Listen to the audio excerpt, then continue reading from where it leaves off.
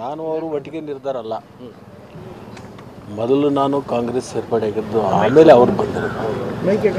ಅವರಿಗೆ ಟಿಕೆಟ್ ಯಾವಾಗ ನಿರಾಕರಣೆ ಆಯ್ತಲ್ಲ ಅವತ್ತು ಅವ್ರು ಬಂದಿರೋದು.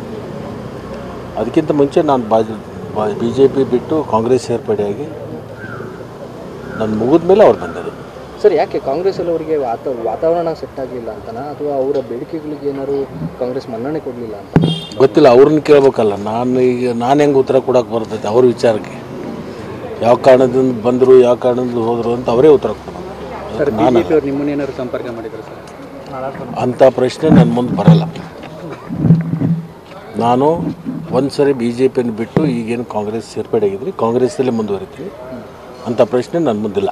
ಸರ್, ಶೆಟ್ಟರ್ ಅವರು ತಮ್ಮ ಬಳಿ ಏನಾದ್ರು ಮಾತಾಡಿಕೊಂಡು ಅವ್ರ ಅಸಮಾಧಾನ ಹೇಳ್ಕೊಂಡಿದ್ದಾರೆ? ದಿವಸ ಮಾತಾಡ್ತಾರೆ. ಏನು ಮಾತಾಡೋದು ಏನು ಅದಕ್ಕೇನು ಕೊರತಿಲ್ಲ, ಮಾತಾಡ್ತೀವಿ.